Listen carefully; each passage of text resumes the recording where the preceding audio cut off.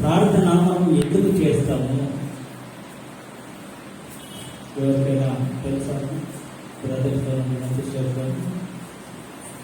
ప్రార్థన మనము ఎందుకు చేయాలి? ప్రార్థన మనం ఎందుకు చేస్తాము? హల్లెలూయా. ఎప్పుడైతే మనము ప్రార్థిస్తామో అప్పుడు దేవుడితో మనకు ఒక సహవాసము, ఫెలోషిప్ ఉంటుంది. ప్రార్థన చేయకుండా మనం ఎంత సోమరులుగా ఉంటామో అంతగా అపవాదికితో మనకు ఫెలోషిప్ ఉంటుంది. దేవుడితోని సహవాసము, సంబంధము నీకు కావాలి అంటే ప్రార్థన అనేది నీ జీవితంలో ప్రాముఖ్యంగా ఉండాలి. ఆమేన్. అపవాదితో నీకు సంబంధము, ఫెలోషిప్ కావాలంటే ప్రార్థన చేయడం మాత్రం. అపవాది వచ్చి నీ కుటుంబంలో సమాధానం లేకుండా చేస్తాడు. నీ జీవితము ఎటు అర్థం కాని పరిస్థితిగా మారింది. అదే దేవుడికి ప్రార్థన చేస్తే ఆయన నీ జీవితంలో కార్యం చేస్తాడు, నీ అవసరతలను తీరుస్తాడు, నీ కృంగిపోయిన నిన్ను బలపరిచి, ఓదార్చి, నీ హృదయానికి ఒక నెమ్మదిని కలగజేస్తాడు. హల్లెలూయా. దేవుడు వాక్యంలో మనం గమనించినట్లయితే చదవండి, ఎఫెసీయులకు రాసిన పత్రిక 3వ అధ్యాయము 20-21 వచనం. చదివేవారు వార్త విస్తరించి చదవండి. ఎఫెసీయులకు రాసిన పత్రిక. మనలో కార్య సాధకమైన తన శక్తి చొప్పున మనము అడుగు వాటి అన్నిటికంటేను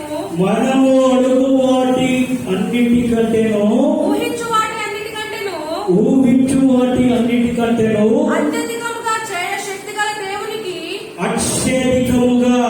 చేయ శక్తి గల దేవునికి క్రీస్తు యేసు మూలముగా సంఘములో తరతరములు సదాకాలము మహిమ కలుగును గాక. ఆమేన్. హల్లెలూయా. ఇక్కడ దేవుడు వాక్యంలో ఏమంటుందంటే మనము అడుగుతున్నాము, మనము ఊహిస్తున్నాము, కానీ ఇక్కడ దేవుడు వాక్యం ఏమంటుందంటే అడుగు వాటికంటే, ఊహించు వాటికంటే అత్యధికంగా చేయే శక్తి గల దేవుడు మన దేవుడు. మనం అయ్యా నాకు ఒకటే బిల్డింగ్ కావాలయ్యా, నాకు ఒకటే వాహనం కావాలయ్యా, ఒకటే కారు కావాలయ్యా, నాకు ఒక ల్యాండ్ కావాలయ్యా అని చెప్పి నువ్వు ఆయన సన్నిధిలో ప్రార్థిస్తున్నావేమో. నాకు ఒకటి ఉంటే సరిపోతుంది, నా కుటుంబానికి, నా పిల్లలకు ఇంత ఆస్తి ఉంటే సరిపోతుంది అని చెప్పి నీ మనసులో ఊహించుకుంటున్నావేమో. కానీ దేవుడు ఏమంటున్నాడు అంటే నువ్వు అడుగుడు వాటికంటే, ఊహించు వాటికంటే అత్యధికంగా నీ జీవితంలో కార్యం చేస్తాను, అత్యధికంగా నీ అవసరతలను తీరుస్తాను, అత్యధికంగా నీకున్న పరిస్థితిలో నుండి విడుదల కలగజేస్తాను. హల్లెలూయా. ఇంకొక వాక్యాన్ని మనం గమనించినట్లయితే చదవండి, యోహాను సువార్త 5వ అధ్యాయము 7వ వచనం.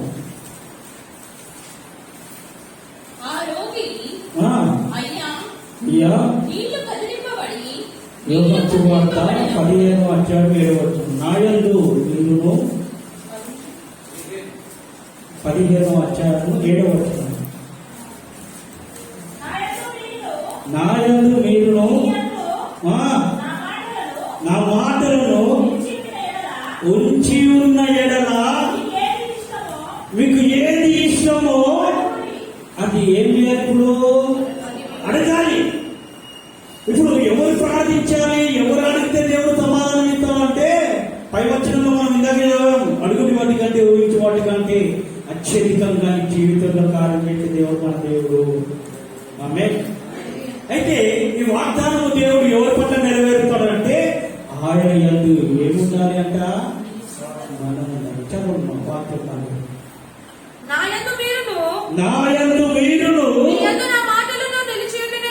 ఇప్పుడు ఏం చేయాలి? నా యందు మీరును అంటే దేవుని యందు మనమును, దేవుని మాటలు మన యందు నిలిచి ఉన్న ఎడల మీకు ఏది ఇష్టమో, మీకు ఏది అవసరతలో, నీకు ఏ జీవితంలో, నీ జీవితంలో ఏ కార్యం కావాలో అది నన్ను అడుగుడి, అది మీకు అనుగ్రహింపబడును. హల్లెలూయా. ఇప్పుడు మనం చేయాల్సింది ఏంటంటే మొదట ఆయన యందు నిలిచి ఉండాలి. దేవుడు మన కుటుంబంలో, మన జీవితంలో కార్యం చేయాలి, మన ప్రార్థన దేవుడు ఆలకించాలి అంటే మొదట నువ్వు ఆయన యందు నిలిచి ఉండాలి. క్రీస్తు అనే బండ పైన నిలిచి ఉండాలి. ఆమేన్.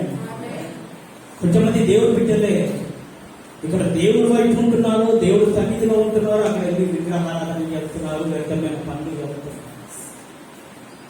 ఇప్పుడు ఆయన యందు మనము నిలిచి ఉంటేనే, ఆయన సన్నిధిలో మనం నిలిచి ఉంటేనే, ఆయన కొరకు మనం సాక్షికరంగా జీవిస్తేనే, ఆయన కొరకు మనము జీవితాంతము ఆయన సన్నిధిలో కొనసాగుతూ ఆయన సేవలో విస్తరించబడుతూ ఉంటేనే దేవుడు మన జీవితంలో కార్యం చేస్తాడు.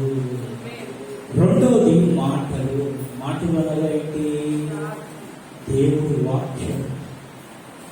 వినుట వలన విశ్వాసం కలుగుతుందని చెప్పి రోమీయుల రాసిన పత్రికలో వినుట వలన విశ్వాసం కలుగుతుంది. ఆ విశ్వాసం దేని వలన అంటే దేవుడి వాక్యం వినుట వలనే.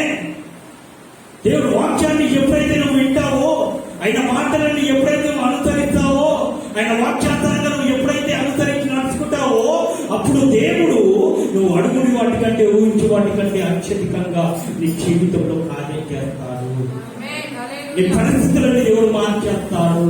నీ జీవితంలో నెమ్మదిని దేవుడు దయచేస్తాడు. చాలా మంది జీవితంలో ఎంత ప్రార్థించినా కూడా, ఎంత సన్నిధిలో పూజాలో కూడా వారి జీవితంలో సమాధానం దొరకట్లే, వారి కుటుంబంలో ఆశీర్వాదం ఉండట్లే, వారి యొక్క ఆత్మీయ జీవితం ఎదగలేకపోతుంది. కారణం ఏంటి? అందరి ప్రార్థన దేవుడు ఆలోచించట్లేదు.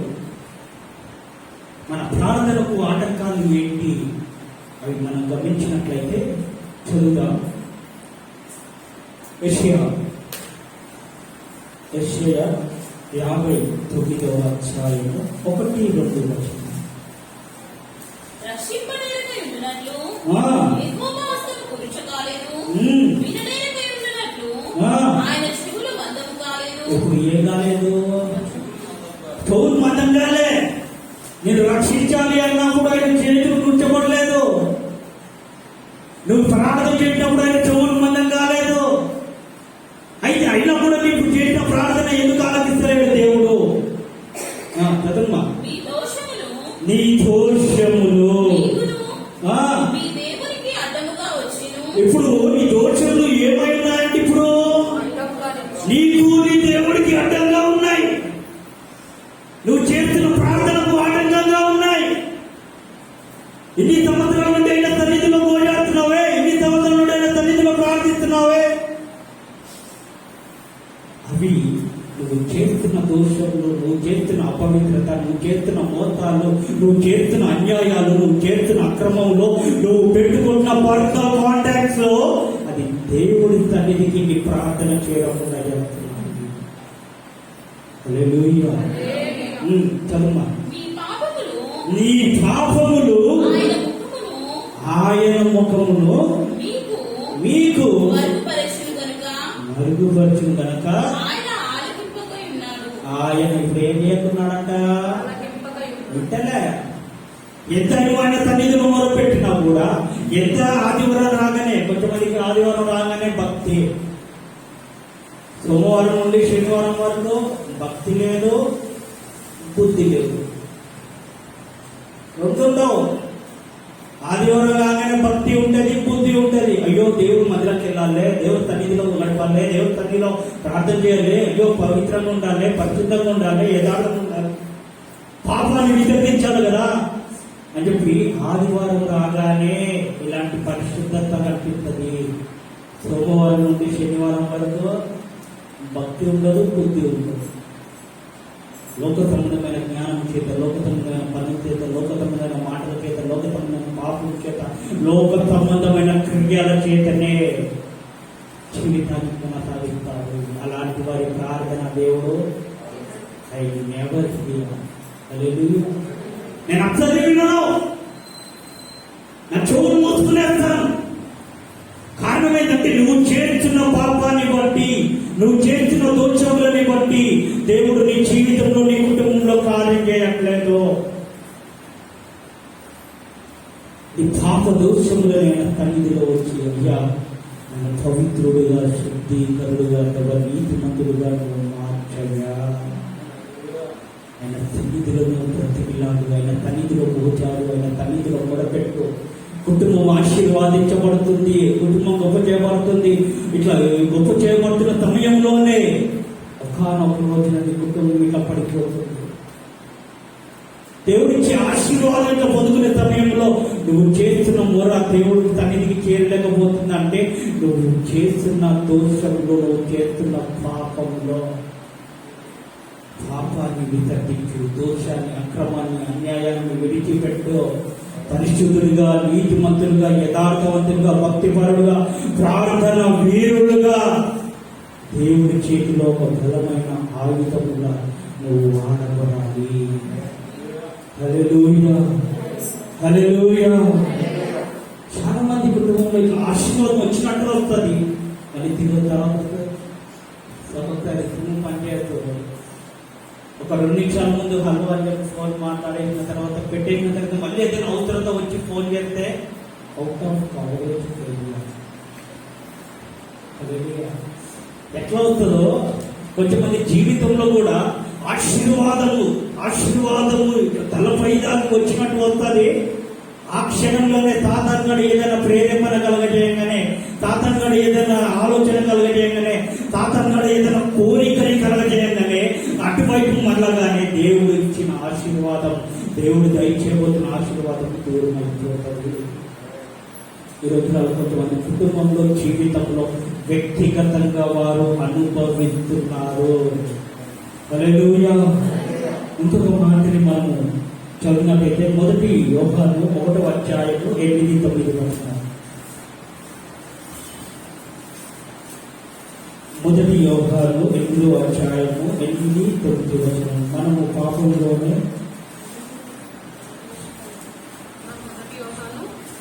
1 యోహాను 1వ అధ్యాయము 8-9 వచనాలు.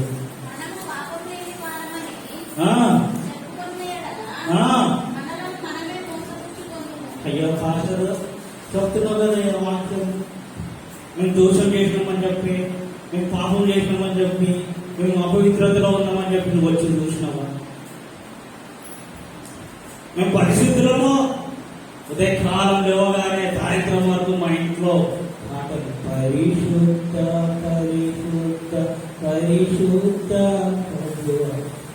మీ పాటలు మోగిపోతాయి. పాపులను కాదు అయితే అంటే మనల్ని మనమే ఏం చేసుకుంటున్నాము? మోసం చేసుకుంటున్నాం. కారణం ఏంటంటే మన పుట్టుకలోనే పాపం ఉంది. తల్లి గర్భములో నుండి మనం వచ్చినప్పటి నుండి పాపంలోనే పుట్టిన వారము. దావీదు అంటాడు, నా తల్లి నన్ను పాపంలోనే గర్భంలో పాపంలోనే నా తల్లి నన్ను కన్నది. హల్లెలూయా. చదువు. మరియు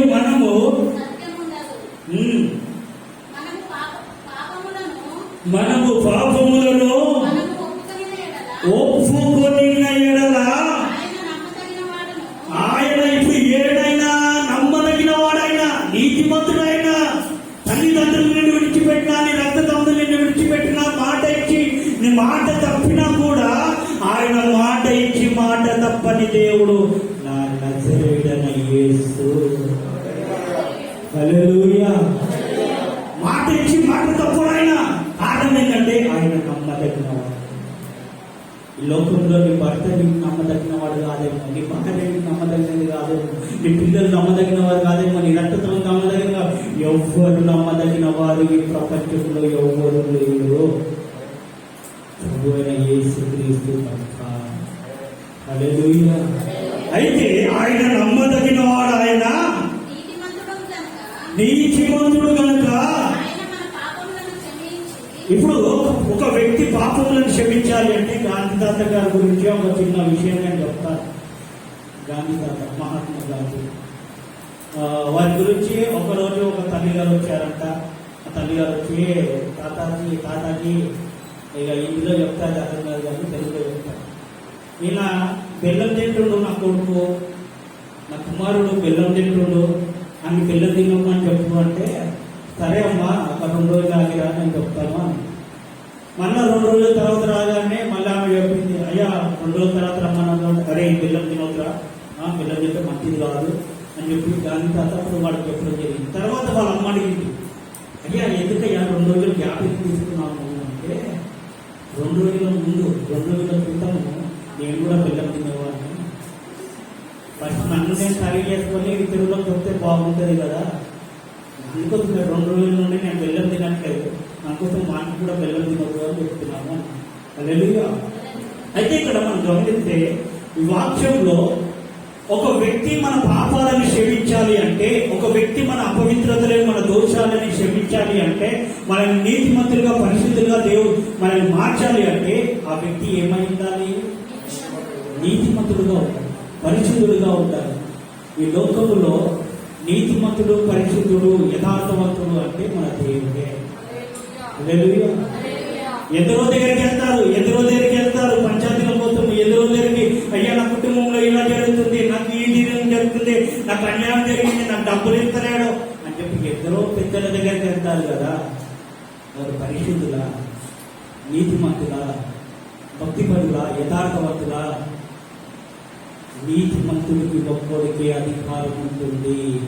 పాపాన్ని ఖండించేది, పరిశుద్ధతగా మార్చేది ఆ నీతిమంతుడికే ఉంది. ఆ నీతిమంతుడు ఎవరంటే నా దేవుడు. హల్లెలూయా. ఆ నీతిమంతుడి దగ్గరికి మనం వెళితే మన అవసరతలు దేవుడు తీరుస్తాడు. పాపములో ఉన్న మనల్ని పరిశుద్ధులుగా, నీతిమంతులుగా, యథార్థవంతులుగా, భక్తిపరులుగా దేవుడు మారుస్తాడు. పాపుల దగ్గరికి వెళ్తే పాపము ఎప్పుడు గత వారంలో పంది గురించి చెప్పారు. ఒక పంది దగ్గరికి వెళ్ళినప్పుడు ఆ పంది గురుతులో కొరికినప్పుడు పంది దగ్గరికి వెళ్ళి, నువ్వు నాకు నచ్చిన పంది అని చెప్పి ఆ పందిని మనం కౌగిలించుకున్నాం అనుకో, దానికి ఉన్న బురద మనకేమవుతుంది? అదే విధంగా నీతి మంత్రుల దగ్గరికి, పరిశుద్ధత దగ్గరికి వెళ్తేనే నీకు న్యాయం తీర్చబడుతుంది, నీ కుటుంబంలో నెమ్మది ఉంటుంది, నీ అవసరతలు తీర్చబడతాయి. పనికి మానవ వాళ్ళ దగ్గరికి వెళ్ళి న్యాయం తీర్చి నీతి మంత్రులు, పరిశుద్ధులు గొప్పవాడు అంటే అక్కడ న్యాయం అనేది ఉండదు. హల్లెలూయా. చదువునా, పాపములను క్షమించి సమస్త దుర్నీతి. ఏ నీతి? దుర్నీతి, పాపపు నీతి, పాపపు తలంపులు, పాపపు ఊపిరిలో నుండి ఆయన మనల్ని తీసి మనల్ని పవిత్రులుగా, పరిశుద్ధులుగా, యథార్థవంతులుగా, నీతిమంతులుగా, ఆయనకి ఇష్టమైన బిడ్డలుగా దేవుడు చెయ్యను. చెప్పాలి హల్లెలూయా. ఇప్పుడు ఆయన మనల్ని పాపాన్ని క్షమిస్తాడు, పరిశుద్ధులుగా మారుతాడు, యథార్థవంతులుగా మారుతాడు. కాబట్టి మనం ఇప్పుడు ఆయన సన్నిధిలో మొరపెట్టాలి, ఆయన సన్నిధిలో మోగాడాలి, ఆయన సన్నిధిలో ప్రతిమలాడాలి. నువ్వు చేస్తున్న ప్రార్థనకు ఇన్ని సంవత్సరాలైనా కూడా నువ్వు ఏదైతే ఆయన సన్నిధిలో మనకి చేస్తున్నావో ఆ ప్రార్థనకు నీకు సమాధానం రాలేకపోతుందంటే నువ్వు చేస్తున్న దుష్కార్యంలో, నువ్వు చేస్తున్న పాపములే. వాటిని మొదట ఆయన సన్నిధిలో ఒప్పుకోవాలి. దావీదు అయ్యా విశ్వతో నన్ను అడగయ్యా. విశ్వపు అంటే మీరు పత్తులతో పట్టుకోవచ్చు. హల్లెలూయా. సంతూర్ సోపుతో కొంతమంది అతి తెలివిగా వాళ్ళు ఉంటారు. సోపు అంటే ఈ సోపు ఎందుకయ్యా? నేను సంతూర్ పేరు సంతూర్ సోపుతో కాదు, నేను లక్స్ వాడతాను. హల్లెలూయా. ఈ సోపుతో నన్ను కలుగయ్యాలి. దేవుడు దావీదు ఆయన సన్నిధిలో ప్రార్థించాడు. ఈ మమ్ము కంటే నన్ను పిల్లలకు 51వ. హల్లెలూయా. ఇంకొక విషయాన్ని మనం గమనించినట్లయితే మనం చేస్తున్న ప్రార్థనకు ఆటంకాలు మొదటిగా మన దుష్కార్యాలు, మన పాపాలు. రెండోదిగా మనం గమనించినట్లయితే యాకోబు 1వ అధ్యాయము 6వ వచనం. అమ్మా ఈరోజు 1 అవుతుంది ప్రార్థన గురించి ఒక కారణం ఏంటంటే మీరు అందరు వేడుకోవచ్చు కాదు, వేడుకోవచ్చు. చదువు యాకోబు 1వ అధ్యాయము 6వ వచనం. అయితే అతడు కొద్దిగా ఇప్పుడు అతడు ఏ మాత్రము ఏం వేయదంట ఆలోచించవద్దు. అయ్యో ఈ కార్యం దేవుడు నా జీవితంలో చేస్తాడా, నా కుటుంబంలో చేస్తాడా? అట్లాంటి మన అబ్రహాం ఎందుకు ప్రార్థన చేసి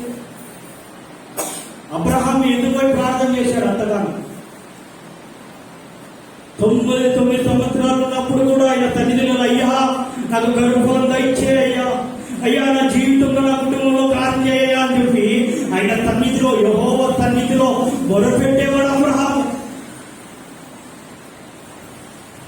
అనుకోవచ్చు కదా అబ్రహాము, అయ్యా ఇక నా వయసు అయిపోయింది, ఈ ముసలోని నేను, నాకు ఇప్పుడు ఇక గర్భఫలం ఎక్కడ కలుగుతుంది, నాకు ఒక కుమారుని ఎక్కడ దయచేస్తావు, ఏమొద్దులే కానీ ఉన్నాడు కదా ఒకడు, వాడిని నేను నా కుమారుడిగా నేను భావిస్తానని పండుకోవచ్చు కదా.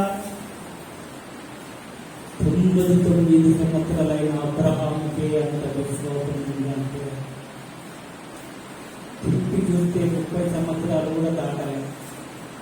ఈరోజులో కొంతమందికి డౌట్, దేవుడు నా జీవితంలో కార్యం చేస్తాడా, దేవుడు నా కుటుంబంలో కార్యం చేస్తాడా, దేవుడు నా భర్తను మారుస్తాడా, దేవుడు నా అవసరతను తీరుస్తాడా. ఎప్పుడైతే నువ్వు క్వశ్చన్ మార్క్ పెట్టుకుంటావో నీ జీవితాంతం అంతా క్వశ్చన్ మార్కే ఉంటుంది. నేను మొదలుపెట్టగా ఆకాశవాక్యుల చూస్తే నా దేవుడు ప్రతి ప్రార్థనకు సమాధానం దయచేస్తాడు అని విశ్వాసంతో అడగాలి, అవిశ్వాసంతో కాదు. ఈరోజు నువ్వు చేస్తున్న ప్రార్థనకు సమాధానం రాకపోవడానికి కారణం ఏంటంటే నీలో అవిశ్వాసం ఉంది. విశ్వాసంలో స్థిరంగా నువ్వు నిలబడట్లే, విశ్వాసంగా నువ్వు అడగట్లే. దేవుడు వాక్యంలో అంటుంది, నువ్వు ఎప్పుడైతే ప్రార్థించావో, ఎప్పుడైతే నువ్వు మొరపెట్టావో అది నువ్వు పొంది ఉన్నావని నమ్ము. ఏ క్షణంలో నువ్వు నమ్ముతావో ఆ క్షణంలోనే దేవుడు కార్యం చేస్తాడు. శతాధిపతి తన దాసుని తీసుకొచ్చాడు, అయ్యా నా దాసుడు పక్షవాయువులు రోగం పైన ఉన్నాడయా, మంచం పైన పడినాడు, వాడిని స్వస్థపరచు. ఎక్కడ నీ దాసుడు ఎక్కడ, నీ దాసుడు ఎక్కడ అంటే వాడు ఇంటి దగ్గర ఉన్నాడు. మరి ఏం చేయాలి? నీ విశ్వాసం ఒక్క మాట పలుకుతావు. నువ్వు విశ్వాసం ద్వారా ఎప్పుడైతే ఒక్క మాట పలుకుతావో అక్కడ నా దాసుడు బాగుపడతాడు. హల్లెలూయా. నువ్వు విశ్వాసం ద్వారా ఒక్క మాట, అయ్యా నువ్వు నా జీవితంలో ఈ కార్యం చేశావు అని చెప్పనగానే పరలోకపు తండ్రి ఆమేన్ అని చెప్పి నీ జీవితంలో కార్యాలను ప్రారంభిస్తాడు. విశ్వాసం ఉండకండి, విశ్వాసం లేకుండా జీవించకండి. దేవుడి సన్నిధిలో విశ్వాసం కలిగి స్థిరంగాను ఆయన సన్నిధిలో నిలబడితే ఆయన నువ్వు చేస్తున్న నా ప్రతి ప్రార్థనకు నీవిచ్చిన ఈవులే లెక్కకు మించిన దీవెనలు. ఏమైనా ఉంటవి? లెక్కకు మించిపోయినాయి, లెక్క పెట్టలేకపోతున్నాం. ఒక పాట ఉంది, లెక్క పెట్టలేనయ్యా నీవు నాకు చేసిన మేలులను లెక్క పెట్టలేనయ్యా. కార్యం చేస్తారు దేవుడు. ఈరోజు మన జీవితంలో కార్యం జరగట్లేదంటే నీ పాపాన్ని బట్టి జరగట్లేదు, నీ అవిశ్వాసం, అపనమ్మకాన్ని తీసివేసి విశ్వాసము కలిగి నువ్వు దేవుడి సన్నిధిలో మొదలుపెడితే దేవుడు నీ ప్రార్థనకు సమాధానంగా ఇచ్చేస్తాడు.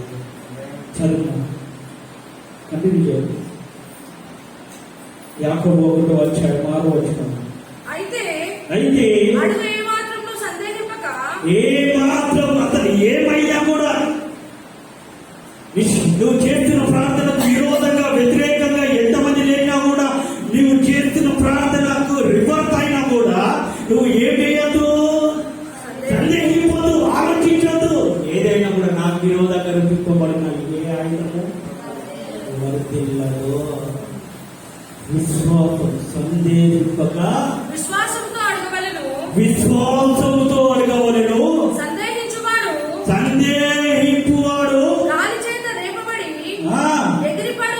ఎగిరిపడు సముద్ర తరంగమును పోలియుండును. హల్లెలూయా. ఇప్పుడు నువ్వు సందేహించే ఎగిరిపడతావు, గాలి చేత లేకపోడి సముద్రంలో పడిపోతావు, అంటే లోక పాపంలో పడిపోతావు. విశ్వాసం కలిగి నువ్వు ప్రార్థన చేస్తే విశ్వాసములకు కర్త దాన్ని కొనసాగించు యేసు నీ జీవితంలో నీ పక్షంగా అసాధ్యమైన కార్యములని దేవుడు సాధ్యపరుస్తాడు.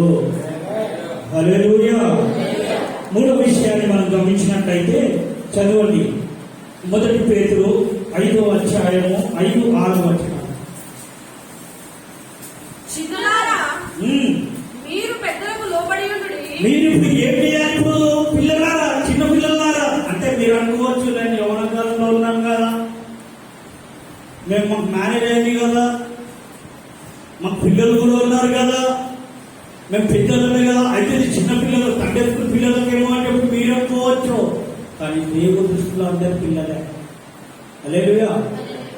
పిల్లలారా, చిన్నలారా, మీరు పెద్దలకు లోబడి ఉండుడి. మీరందరూ ఇప్పుడు ఇక్కడ మనం గమనిస్తే పిల్లలారా మీరు ఏం చేయాలి? ఇప్పుడు పెద్దలకు లోపడాలి, లోపడే మనసు కలిగి ఉండాలి. పెద్దలు అనాలి ఎవరు? దేవుడు ఏర్పరచుకున్నవారు పెద్దలు. అక్కడ దేవుడికి మీకును మధ్యవర్తి ఎవరు? దైవజనుడు. వారికి ఎవరు? పెద్దలు. అంటే పెద్దలు అంటే పెద్ద దాంట్లో కలపకండి. హల్లెలూయా. సంవత్సరానికి ఒక్కసారి చేస్తారు, పెద్దల్లో కలుపుతున్నా అని చెప్పి. పెద్దల్లో కలపకండి. ఆ పెద్దలు దేవుడు ఏర్పరచుకున్న పెద్దలు. ఆమేన్. అయితే మీరు ఇప్పుడు పెద్దలకు లోబడి ఉండుడి, దైవజనులకు లోబడి ఉండుడి, దైవజనులకు విధేయత చూపించుడి. మీరందరూ ఎదుటివాని ఎడల దీన మనస్సు అను వస్త్రము ధరించుకొని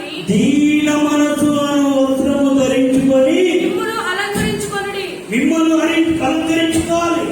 ఏ వస్త్రం ధరించుకోవాలి? ఇప్పుడు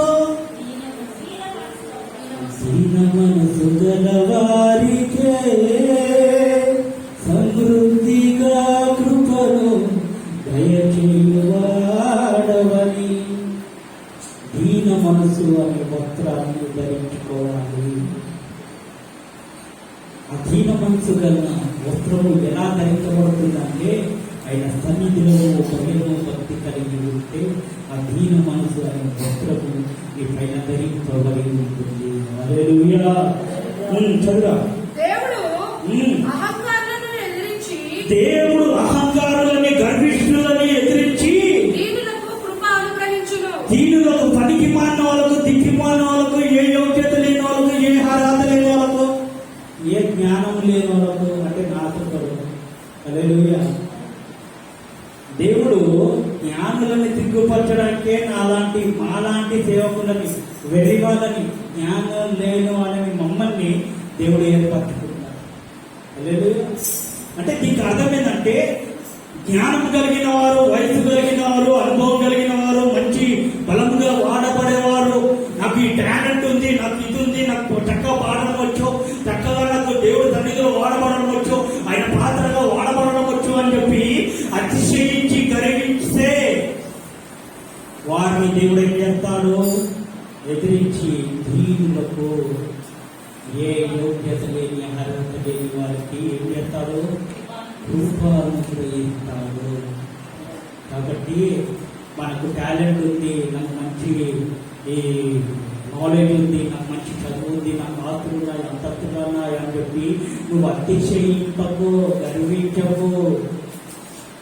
నువ్వు ఎప్పుడైతే గర్విస్తావో, నువ్వు ఎప్పుడైతే అతిశయిస్తావో, ఎప్పుడైతే ఓవర్టేక్ చేస్తావు, నేను వారికంటే మంచిగా ఉంటాను, నేను వారికంటే బలంగా ఉంటాను, నేను వారికంటే ఇలా, నేను వారికంటే మంచిగా ఉంటున్నాను. ఎందుకు? ఎప్పుడు నువ్వు అతిశయిస్తావో అప్పుడు నువ్వు చేస్తున్న ప్రార్థనకు సమాధానం రాదు. చదువుమా. దేవుడు తగిన సమయమందు, దేవుడు మనుషులు కాదు, మనుషులు నిన్ను హెచ్చించేస్తారు కాదు, మనుషులు నిన్ను గణపరిచేస్తారు కాదు. దేవుడు తగిన సమయమందు మిమ్మల్ని హెచ్చించినట్లు, మిమ్మల్ని గణపరిచినట్లు, మిమ్మల్ని వాడుకున్నట్లు, మిమ్మల్ని దేవుడు గొప్ప చేయనట్లు ఆయన బలిష్టమైన చేతి కింద దీన మనస్కులు. అయ్యా, నాకు ఎంత టాలెంట్ ఉన్నా, నాకు ఏ యోగ్యత లేదు అని చెప్పి ఆయన బలిష్టమైన హస్తం కింద దీన మనసు కలిగి ఉంటుంది. నీ అందాన్ని బట్టి, నీ ఐశ్వర్యాన్ని బట్టి, నీ యొక్క టాలెంట్ని బట్టి నువ్వు అతిశయించవు. ఒకానొక రోజున ప్రభువు బ్రతకు పాలవుతావు. ఆయన హెచ్చించేంత వరకు నువ్వేంటి? మా పాస్టర్ ఎక్కడ వాడబడరు ఏమంటే కనుక చెప్తారు, తర్వాత అన్ని పనులు చేస్తున్నారు, తర్వాత వాక్యం చేస్తారు గద్దె అనుకోరు. కానీ నాకు ఎన్ని ఆఫర్స్ వస్తున్నాయి. జూమ్ యాప్లో మెసేజ్ చెప్పమంటున్నారు, ఫేస్బుక్లో మెసేజ్ చెప్పమంటున్నారు, అన్ని చెప్పమంటున్నా కూడా దేవుడి సన్నిధిలో ప్రార్థిస్తున్న అయ్యా ఏమంటావంటే నేను నువ్వు తగిన సమయం అంటూ నేను నిన్ను హెచ్చిస్తాను.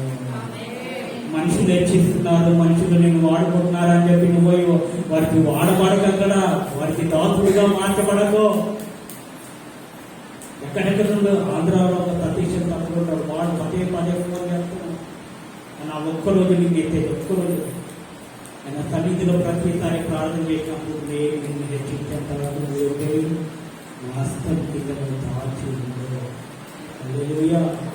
అట్లా అన్ని ఉండాలి, తగ్గించుకోవాలి. ప్రతి విషయంలో హెచ్చింపు గౌరవంతో, అతిశయాన్ని గౌరవంతో.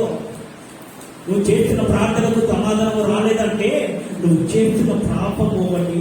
రెండవది ఇందాక చెప్పాను కదమ్మా, ఇందాక ఏం చెప్పాను, మన పాపానికి అడ్డుగా ఉన్నది. హల్లెలూయా. మనము చేస్తున్న దోషములు, మనం చేస్తున్న పాపములు, మనము చేస్తున్న ప్రార్థనకు అడ్డుగా ఉంటున్నాయి. రెండవదిగా మన అవిశ్వాసము మన పాపములకు, మన ప్రార్థనకు అడ్డుగా ఉంటున్నాయి. మూడవదిగా మనం చేస్తున్న ప్రార్థనని దేవుడి సన్నిధికి చేరలేకుండా చేస్తుందంటే మన గర్వం, మన అతిశయము. నేనే గొప్ప, నేను తప్ప ఎవరు లేదు, ఐఎమ్ సీరియస్. ఈ గర్వాలు, ఈ అతిశయాలు నీలో ఉండడం చేత నువ్వు చేస్తున్న ప్రతి ప్రార్థనకు సమాధానం దొరకట్లేదు. హల్లెలూయా. ఆయన బలిష్టమైన అర్థము కింద దీన మనసు కలిగి నువ్వు ఉంటే దేవుడు నిన్ను తగిన కాలం ముందు హెచ్చిస్తాడు, తగిన కాలం ముందు నీ అవసరత తీరుస్తాడు, తగిన కాలం ముందు దేవుడు నీ కుటుంబంలో గొప్ప కార్యములు, ఆశ్చర్య కార్యములు చేస్తాడు. హల్లెలూయా. తగ్గించుకోవాలి, తగిన కాలం కోసం కనిపెట్టాలి. దేవుడు హెచ్చిస్తే తెచ్చేవాడు ఎవరు లేడు. దేవుడు మనల్ని హెచ్చిస్తే కిందికి లాగేవాడు, తెచ్చేవాడు ఎవరు. అదే మనిషిని హెచ్చించిన వాడు మళ్ళీ తీస్తాడు. ఈరోజు పూల దండ వేసినాడు, రేపు తొక్కు దండ కూడా ఇస్తాడు. హల్లెలూయా. కొన్ని నాయకుల పరిస్థితి పాపం వాళ్ళకు చెప్పుకుంటే సిగ్గనిపిస్తుందేమో. ఏ ప్రాంతంలో డెవలప్ చేస్తారో అదే ప్రాంతంలో వారికి చెప్పు దండేస్తారో చూడండి. ఇవి అన్ని అనుభవించుకుంటూ పోతుంది. దేవుడు హెచ్చిస్తే మనల్ని తెచ్చేవాడు ఎవడు లేడు. హల్లెలూయా. ఇంకొక విషయాన్ని మనం గమనించినట్లయితే లూకా సువార్త 10వ అధ్యాయము 41వ వచనం.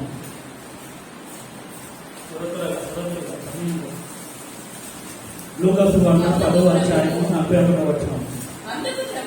అందుకు ప్రభువు మార్తా మార్తా, నువ్వు అనేకమైన పనులను గూర్చి కానీ అవసరమైనది ఒకటే. మరియా ఉత్తమమైన దానిని, అవసరమున్న దానిని, పనికొచ్చే దానిని మరియా ఏం చేసింది? ఇప్పుడు ఏర్పరచుకోలేను.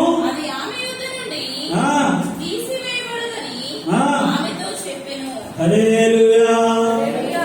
ఇప్పుడు మన ప్రార్థనకు ఆటంకాలు ఏంటంటే విస్తారమైన పని. చర్చికి వచ్చేటానికే చర్చికి వచ్చేటానికే చర్చికి వచ్చేటానికి అప్పులు ఇంటికి వస్తారు. చర్చికి వచ్చే సమయానికి బంధువులు ఇంటికి వస్తారు. చర్చికి వచ్చేటానికి విస్తారమైన పనులు. ఇవి ఏం చేస్తుంది? విస్తారమైన పనుల గురించి ఆలోచిస్తుంది. అక్కడ యేసు ప్రభు అక్కడ కూర్చున్నాడు. యేసు ప్రభు బోధ వింటున్న బిడ్డల గురించి నేర్చుకోకుండా, అక్కడ ఆయన పాదాల దగ్గర నేర్చుకోకుండా విస్తారమైన పనులు. ఇంకా యేసు ప్రభుని ప్రశ్నిస్తారు ఆమె అక్కడ పై వచనంలో. అయ్యా నాకు ఇన్ని పనులు ఉన్నాయి, ఆమె నీ పాదాల దగ్గర వచ్చి కూర్చుంది కదా, ఆమె కొద్దిగా చెప్పరా మీరు? అప్పుడు యేసు ప్రభు ఆమె అవసరం ఉన్న దాన్ని వెతికింది, అవసరం ఉన్న దాన్ని వింటుంది. అవసరత తీర్చే మాటలని ఆమె వింటుంది. ఆమె జీవితంలో నెమ్మదిని కలిగే మాటలు ఆమె అంగీకరిస్తుంది. హల్లెలూయా. విస్తారమైన పనులు పెట్టుకోకండి. పనులు తక్కువ, ప్రార్థన ఎక్కువ ఉండాలి. దేవుడి బిడ్డలకు ఉండాల్సిన లక్షణం అది. ఈ రోజులలో పనులు ఎక్కువైపోతున్నాయి. 24 hours 10 hours పని చేస్తున్నారు, 10 hours బిజినెస్ చేస్తున్నారు, 10 hours ఇష్టాంతరంగా ఉంటున్నారు. మిగతా టైంలో వీళ్ళు ఏం చేస్తున్నారంటే మంచిగా తింటున్నారు అంటున్నారు, కానీ ప్రార్థన అనేది లేదు. అదేమండి 10 hours బాగా జర్నీ చేస్తారు, 10 hours అలసిపోతారు కదా 10 గంటలు. అప్పుడు ఏమంటారు, అయ్యా నేను బలహీన అయిపోయినా, టైర్డ్ అయిపోయినా, పడుకుంటాను, నిద్ర వచ్చిన.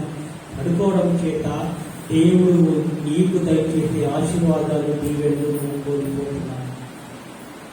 నువ్వు ఎంత బిజీ ఉన్నా కూడా ఆయన సన్నిధిలో 1 గంట గడుపు, ఆయన సన్నిధిలో 1 గంట మొదలుపెట్టు, ఆయన సన్నిధిలో 1 గంట సేపు కూర్చాడు. అయ్యా నా కుటుంబం పక్షంగా కార్యం చేయాలి. అప్పుడు దేవుడు నీ జీవితంలో కార్యం చేస్తాడు. పనికి మాలిన పనులు గడుపుకోకంటే ప్రార్థనలో గడపండి ఎక్కువ. ప్రార్థన జీవితం అనేది మనకు ఉండాలి. పనులు ఎంత చేసినా కూడా దేవుడి దగ్గరికి సమాధానం రాకపోతే నువ్వు కష్టపడిన కష్టము అంతా సున్నా. నాలుగో విషయాన్ని మనం గమనించినట్లయితే చదవండి. యాకోబు 4వ అధ్యాయము 3వ వచనం. యాకోబు 4వ అధ్యాయము 3వ వచనం. మీరు అడిగినను మీ భోగముల నిమిత్తము వినియోగించుటకై దురుద్దేశ్యముతో అడుగుదురు కనుక మీకేమీ దొరకలేదు. మీకు ఏమి దొరకదు. ఏ ఉద్దేశం అంటే ఇది? దురుద్దేశం అంటే నాకే కావాలి, లేదా నేనే గొప్ప చేయబడాలి, నేనే పైమాడిగా ఉండాలి, నా కుటుంబం కంటే వేరే వాళ్ళు ఎవరు గొప్పగా ఉండకూడదు. ఏ ఉద్దేశం ఇది? దురుద్దేశం.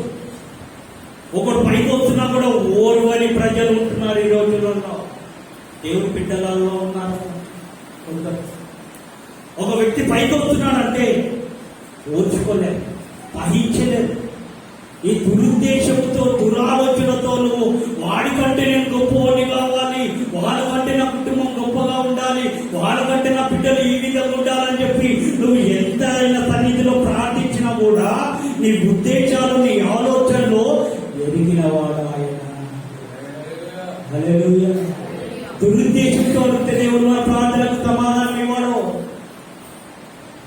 మంచి విషయాలను అయ్యా నన్ను గొప్ప చేస్తున్నావు, నా సహోదరుని కూడా గొప్ప చేయాలి, నా పిల్లల్ని ఆశీర్వాదిస్తున్నావు, వారి పిల్లల్ని కూడా మీరు ఆశీర్వాదించు, వారి కుటుంబాన్ని కూడా గొప్ప చేయి.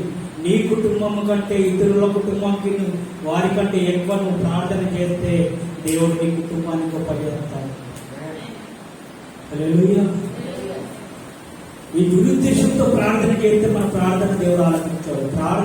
మన ప్రార్థనకు ఆటంకాలు మొదటిగా మనం చేస్తున్న ప్రార్థన, రెండోదిగా మన అవిశ్వాసము, మూడోదిగా మన గర్వము, నాలుగోదిగా విస్తారమైన పనులు పెట్టుకోవడము, ఐదోదిగా స్వార్థం.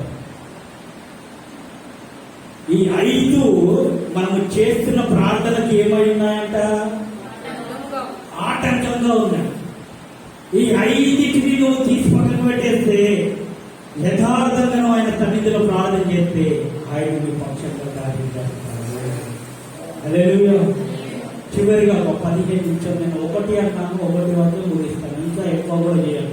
ఒకవేళ ఎక్కువ టైం స్పెండ్ చేస్తే దేవుడికి మహిమ కలుగుతాక అని చెప్పి మీరు అన్నారు. అక్కడ హల్లెలూయా. రైట్. మనం ఎలా ప్రార్థన చేయాలి, అసలు దేవుడు ఎలాంటి ప్రార్థన ఆలకిస్తాడు అని చెప్పి మనం గమనిస్తే కీర్తనలు 51వ అధ్యాయం. ఎందుకంటే సబ్జెక్ట్ మారిపోయిందనుకో, ముందే మన మెమొరీ చాలా షార్ప్గా, పోయిన వారం ఏ వాక్యం చెప్పినామో ఈ వారం చెప్పమంటే టక్ రెఫరెన్స్ తో చాలా చెప్తారు. అంత షార్ప్ ఉన్నారు కాబట్టి మీకు పట్టి మరి చెప్తున్నాను. హల్లెలూయా. చదువు 51వ అధ్యాయము 17వ వచనం. విరిగిన మనసే దేవుడికి ఇష్టమైన బలులు దేవా దేవా విరిగి నలిగిన హృదయమును విరిగి నలిగిన హృదయమును నీవు అలక్ష్యము చేయవు. నీవు ఆలస్యము చేయవు. హల్లెలూయా. హల్లెలూయా. ఇప్పుడు దేవుడికి మనం ప్రార్థన చేసినప్పుడు ఎలా ప్రార్థన చేయాలంటే విరిగి నలిగిపోయిన హృదయముతో ఆయన సన్నిధిలో మొరపెట్టాలి. అయ్యా, ఏ యోగ్యత లేదయ్యా, నేను పాపినయ్యా, నేను అపవిత్రుడినయ్యా, నేను మోసగానయ్యా, నేను దొంగతనం చేసినయ్యా. ఈ విరిగి నలిగిపోయిన హృదయం అయ్యా, అనేక పరిస్థితుల చేత, సమస్యల చేత, నిందల చేత, అవమానాల చేత నా హృదయం అనేది విరిగి నలిగిపోయిందయ్యా అని చెప్పి ఆయన సన్నిధిలో తీర్చుకొని ప్రార్థన చేస్తే ఆ ప్రార్థన దేవుడు ఆలకిస్తాడు. హల్లెలూయా. రెండో విషయాన్ని మనం గమనించినట్లయితే యాకోబు 5వ అధ్యాయం 17వ వచనం. యాకోబు 5వ అధ్యాయం 17వ వచనం. ఏలియా ఇప్పుడు ఎలాంటి స్వభావం కలిగిన వాడంట? మనలాంటి వాడే. ఏ ఆకాశం నుండి ఊడిపడిన వాడు కాదు. మనకు 2 కాళ్ళు 2 చేతులు ఏ విధంగా ఉన్నాయో, 2 కళ్ళు ఏ విధంగా ఉన్నాయో, నోరు ఏ విధంగా ఉందో అలాంటి స్వభావం కలిగిన వాడు ఎవరు? ఏలియా. ఇప్పుడు వానాకాలం వాన పడకపోతే మనం ఏం చేయాలి? మన మోయిపేటలో గత 2011లో 11లో పరిచయం చేసేటప్పుడు అక్కడ ఒక్క చుక్క నీళ్ళు, ఒక్క చుక్క వర్షం చుక్క లేదా. అక్కడ ఉన్న రైతులందరూ ఓజాతున్నారు, అయ్యా సంవత్సరాలు దాటిపోతుంది, పొలాలన్నీ వేసుకుందామన్నా కూడా నీరు లేదు అని చెప్పి అక్కడ ఎంత బాధపడ్డారు, ఎంత ఓజాడారు, ఎంత కన్నీరు కాచినా కూడా వారి ప్రార్థన దేవుడు ఆలకించిన కారణం ఏంటంటే ఈ యొక్క 5 క్వాలిటీస్ వారిలో ఉన్నాయి కాబట్టి. ఎప్పుడైతే అక్కడ మా పరిచర్య, మా ఆత్మీయ తండ్రి గారు మేము పోయి మోంపేట ప్రాంతంలో పరిచర్య ప్రారంభించామో ఆ సంవత్సరం నుండి వర్షం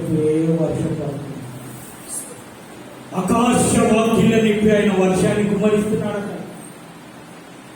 కారణం ఏంటంటే ఒక నీతిమంతుడి ప్రార్థన, యథార్థవంతుడి ప్రార్థన, పరిశుద్ధుడి ప్రార్థన, ఆ ప్రార్థన ద్వారా వర్షము ఆగిపోమంటే ఆగిపోతుంది, వర్షము కుమ్మరించబడమంటే కుమ్మరించబడుతుంది. హల్లెలూయా. చదువు.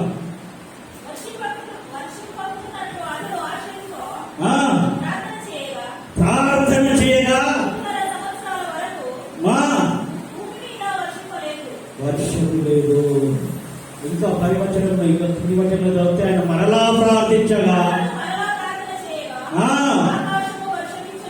ఆకాశము వర్షమిచ్చను, భూమి తన ఫలమునిచ్చను. ఇప్పుడు దీనికి అర్థమైందంటే ఆయన ప్రార్థించిన వెంటనే వర్షం అయిపోతుంది, ఆయన ప్రార్థించిన వెంటనే వర్షం కురిపించబడుతుంది.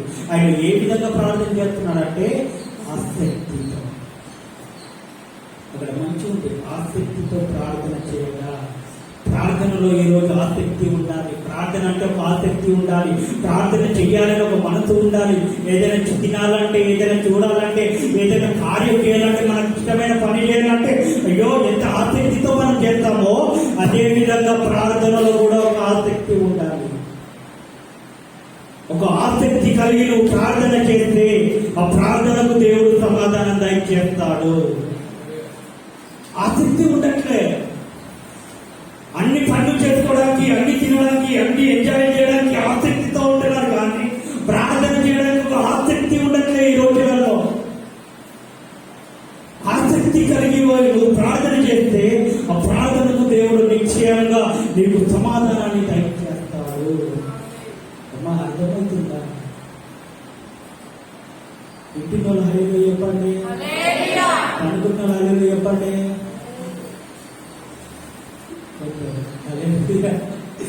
అరిచి చెప్తున్నా, నీరు తాగాలన్నా కూడా టైం హల్లెలూయా. ఆసక్తితో ఎప్పుడైతే ఆయన సన్నిధిలో ప్రార్థన చేస్తావో అన్న విషయంలో మనం గమనిస్తే ఆసక్తితో ప్రార్థన చేసింది, ఆసక్తితో కన్నీరు వేసింది. ఆసక్తితో ఆయన సన్నిధిలో మోజాడింది, ఆసక్తితో అయ్యా నా జీవితంలో ఈ కార్యం చేయాలని చెప్పి ఒక ఆసక్తితో ప్రార్థన చేస్తే అన్న ప్రార్థన దేవుడు ఆలోచించి అన్న జీవితంలో ఒక నెమ్మదిని బహుమానాన్ని దేవుడు దయచేశాడు. హల్లెలూయా. నువ్వు ఆసక్తితో ప్రార్థన చేస్తే దేవుడు నీ అవసరతలు తీర్చాడా? ఆసక్తితో ప్రార్థన చేస్తే నీ కుటుంబంలో దేవుడు కార్యం చేయడా? ఆసక్తితో ప్రార్థన చేస్తే నీ పిల్లల జీవితంలో దేవుడు గొప్ప కార్యం చేయడా?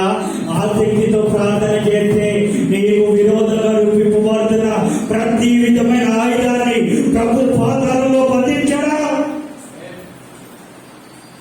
బంధిస్తాడు.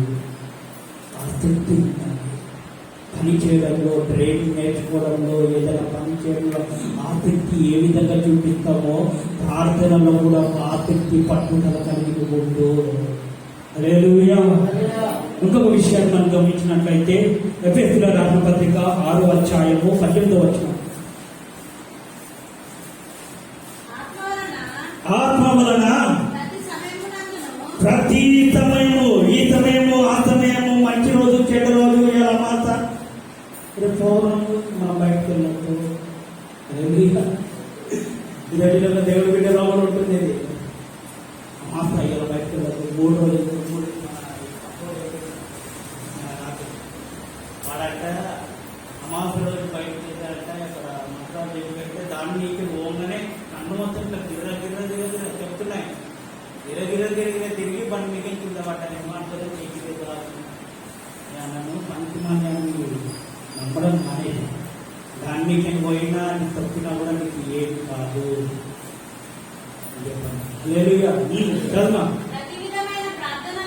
ప్రతి విధమైన ప్రార్థనలో విజ్ఞాపనలు చేయొచ్చు. సమస్త పరిశుద్ధుల నిమిత్తమును పూర్ణమైన పట్టుదలతో ఏం చేయాలి? ఇప్పుడు విజ్ఞాపన ప్రార్థన చేయాలి. పట్టుదల. అయ్యా, నా జీవితంలో ఈ కార్యం చేస్తేనే నేను విడిచిపెడతా. నా జీవితంలో ఈ కార్యం చేస్తేనే నేను నీ సన్నిధిలో నేను పరిశుద్ధులుగా జీవిస్తాను. నా జీవితంలో ఈ కార్యం చేసేంత వరకు ప్రార్థించడము మానను.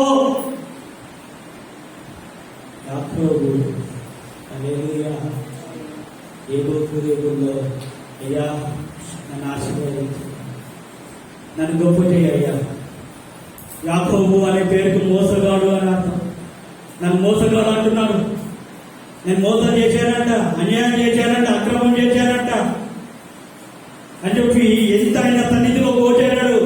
అక్కడ అంటున్నాడు, అయ్యా యాకోబు నన్ను విడిచిపెట్టి, యాకోబు నన్ను విడిచిపెట్టు, తెల్లారుతుంది, నేను వెళ్ళిపోతాను అన్నా కూడా నువ్వు నన్ను ఆశీర్వాదిస్తే తప్ప నేను విడిచిపెట్టాను. ఈరోజు మీ ప్రార్థన ఎట్లా ఉంది? ఈరోజు మీ ప్రార్థన ఎట్లా ఉంది? కార్యం జరిగేంత వరకు దేవుడి సన్నిధిలో, ఆయన సన్నిధిలో పోచాలి, కన్నీళ్లు విడవాలి. కార్యం జరిగిన తర్వాత విడిచిపెట్టాలా అనుకోవచ్చు. మన ప్రాణం ఉన్నంత వరకు ఆయన సన్నిధిలో ప్రార్థన చేస్తూనే ఉంటుంది. అక్కడ యాకోబు ప్రార్థన చేసి కన్నీళ్లు విడిచాడు. ఆ కన్నీటి ప్రార్థనకు దేవుడు సమాధానం ఇచ్చి యాకోబుని ఇశ్రాయేలు జనంగా దేవుడు మార్చాడు. ఆశీర్వాదింపబడిన వంశముగా దేవుడు మార్చాడు. హల్లెలూయా. ఈరోజు నీ జీవితంలో ఏ విధంగా ఉంది? ఒక పట్టుదల ఉందా? ఒక 2-3 రోజులు పట్టుదలతో అయ్యా నా జీవితంలో కానించి, అయ్యా నా కుటుంబంలో కానించి అని చెప్పి 2-3 రోజులు మాట, ఒక వారము అంతా మీకు ఎంత విశ్వాసం ఉంటే 1 నెల ప్రార్థన చేస్తారు. తర్వాత దేవుడితో కాదు కానీ మన ఏదో మనం పని చేస్తున్నాం. ఈ ఆలోచనలు కలిగిపోతే అనుకుంటున్నారు. ఆసక్తితో, పట్టుదలతో, ఒక వైరాగ్యంతో ప్రార్థన చేయాలి. ప్రార్థనలో ఒక వైరాగ్యం, ఒక ఉద్యమం, ఒక అభిషేకము. నువ్వు ప్రార్థిస్తూ ఉంటేనే అభిషేకాన్ని పైకి దిగి రావాలి. ఈరోజుగా పరిశుద్ధాత్మ అభిషేకం అనుభవం ఎవరికి లేదు. కారణం ఏంటి? ప్రార్థనలో ఉద్యమం, అభిషేకం, పట్టుదల, వైరాగ్యం లేదు. ఇక్కడ ఏమంటున్నాడు? ఆసక్తితో ప్రార్థన చేయమంటున్నాడు, పట్టుదలతో ప్రార్థన చేయ. హల్లెలూయా. ఎప్పుడైతే నువ్వు పట్టుదలతో ప్రార్థన చేస్తావో అప్పుడు నీ జీవితంలో దేవుడు కార్యం చేస్తాడు. అసాధ్యమైన కార్యములని దేవుడు సాధ్యపరుస్తాడు. హల్లెలూయా. ఇంకా రెండు విషయాలు మీకు చెప్పినట్టు ఇస్తాను. తొందర పడకండి. చదవండి. యాకోబు 5:17. వచ్చే వారం తొందరగా వస్తే తొందరగా ఉంది. విశ్వాస సహితమైన ప్రార్థన ఆ రోగిని స్వస్థపరచును, ప్రభు అతన్ని లేపిను, అతడు పాపమును చేసిన వాడైతే పాప క్షమాపణ నొందును. ఇప్పుడు మన ప్రార్థనలో ఏముండాలంటే విశ్వాసం ఉండాలి. ఇప్పుడు విశ్వాస సహితమైన ప్రార్థన ఏం చేస్తుందంట? రోగిని స్వస్థపరుస్తుంది. విశ్వాస సహితమైన ప్రార్థన ఏం చేస్తుందంటే నీ జీవితంలో నెమ్మదిని దయచేస్తుంది. విశ్వాస సహితమైన ప్రార్థన ఏంటంటే అసత్యమైన కార్యములను నీ జీవితంలో దాచపరుస్తుంది.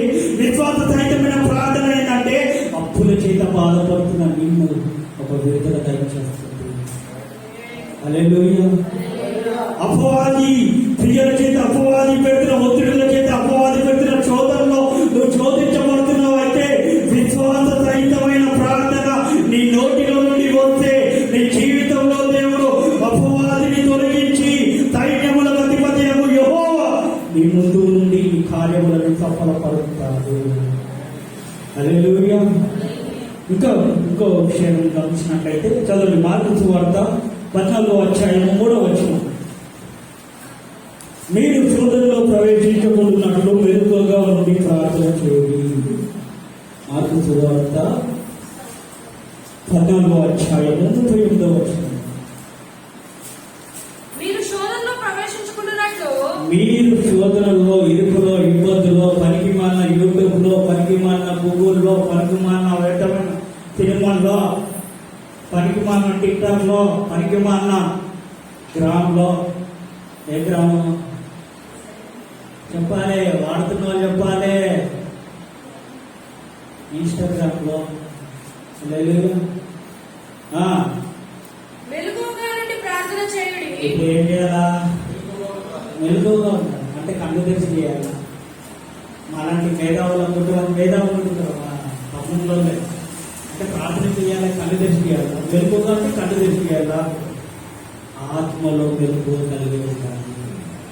ఆమె శరీరంగా మనం కళ్ళు మూసి ఆయన తగ్గించడం. ఎందుకంటే కళ్ళు మూసి ప్రార్థన చేయాలంటే కళ్ళు తెరిచి లోపల కనిపిస్తుంది. అదే కళ్ళు మూసుకుంటే ఆయన సింహాసనం కనిపిస్తుంది. ఆయన మహిమ, ఆయన సన్నిధి, ఆయన ప్రసన్నత మన కన్నులకు కనిపిస్తుంది. నువ్వు శోధనలో ప్రవేశించబోతున్నట్లు ఇప్పుడు నువ్వు ఏం చేయాలంటే ఆ ప్రేరేపణ ఏది? పనికిమాలిన సినిమాలు, పనికిమాలినవి చూడాలని చెప్పి ఆ ప్రేరేపణ, శోధన, అపవాదిని నువ్వు శోధిస్తుంటే నువ్వు ఏం చేయాలంటే మెలకువగలిగి ప్రార్థన చేయాలి. మెలకువగలిగి ఆయన సన్నిధిలో కనిపెట్టు. మెలకువగలిగి ఆయన సన్నిధిలో పోచాడు. మెలకువగలిగి నువ్వు ఆయన సన్నిధిలో నిలిచి ఉంటే సజీవంగా ఉన్న నిన్ను దేవుడు పచ్చని ఒలివ చెట్టు వల్ల ఎదిగింపజేసి ఆకు వాడక తగ్గిన కాలం అందరికీ చెట్టు వలె దేవుడు నిన్ను మారుస్తాడు. హల్లెలూయా. మెలకువ ప్రార్థన అవసరం, సోమరితనం అవసరం. లేకపోతే అది ప్రార్థన చేయాలంటే ప్రార్థనలోనే అనుకుంటారు. ఆమె నాన్న కూడా కళ్ళు తెరవడం. ఇక మీకు వచ్చినప్పుడు అప్పుడు రోజులలో కొంచెం ప్రార్థనలు చేశారు. ఒక పాస్టర్ ఆన్లైన్ ప్రార్థన చేస్తున్నాడంట. ఆయన మంచిగా పులిపీటర్ మీద ఉండే పడుకున్నాడు, మంచి నిద్రపోయాడట. ఆన్లైన్ ప్రార్థన చేస్తుంటే అక్కడ విశ్వాసంతో వచ్చి, అయ్యా పాస్టర్ గారు ఏంటి పడుకున్నారు, ఈ ఆన్లైన్ ప్రార్థన కదా అంటే, ఏం మాట్లాడుతున్నారు మీరు? నేను తండ్రి గురించి నిద్రపోతున్నాను. ఆ పాస్టర్ చెప్పిన సమాధానం, నేను పడుకోవట్లే, నేను తండ్రి ఒడిలో నిద్రపోతున్నాను. తండ్రి మీ గురించి ఏం మాట్లాడతాడో నేను కన్ని పెడుతున్నాను అంటున్నాడంట. ఈ కవరింగ్లో ఈరోజు కొంచెం లేడీస్కి మంచిగా చుడ్డీ మంచిగా ఉంటుంది. కిందికి వేస్తున్నారంటే కళ్ళు తెచ్చుతున్నారా, కళ్ళు మూస్తున్నారా, పండుకుంటున్నారా లేదా అర్థం కాదు. హల్లెలూయా. మెలకువ కలిగి ఉండాలి. దేవుడి కార్యక్రమాలైనా, దేవుడి కూడికలైనా, దేవుడి వాక్యం వినేటప్పుడైనా మనము మెలకువ కలిగి ఉండాలి. ఆమేన్. ఆకలిస్తుందా? హల్లెలూయా. హల్లెలూయా. మీకు ఆకలి అవుతుందంటే ఇంకా అర్ధగంట సేపు మంచి బిర్యానీ పెడతాను. మరి దేవుడి వాక్యం అనే బిర్యానీ. చివరిగా మనం గమనించినట్లయితే చదవండి లూకా వార్త 18వ అధ్యాయం 1 నుండి 7 వచనాలు. లూకా వార్త 18వ అధ్యాయము 1 నుండి 7 వచనాలు. వారు విసుకగా నిత్యము ప్రార్థన చేయుచుండవలెనని ఆయన వారితో ఒక ఉపమానం చెబుతారు.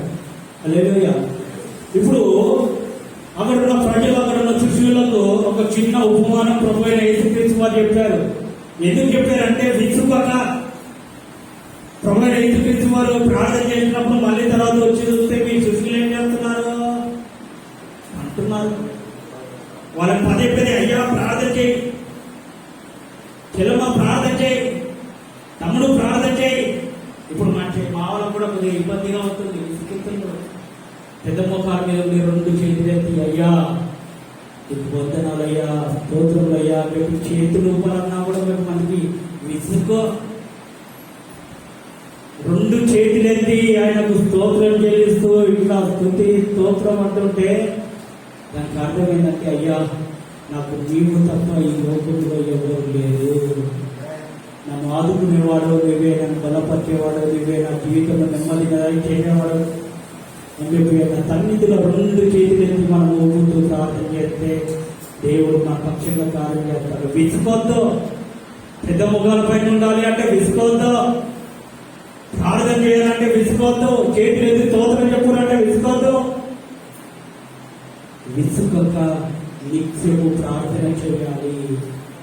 మన పరిస్థితులు ఎన్నైనా, సమస్యలు ఎన్నైనా, శోధనలు ఎన్నొచ్చినా కూడా మనం విసుకోకూడదు, అలసిపోకూడదు, సొమ్మతిపోకూడదు, బలహీనంగా ఆకూడదు.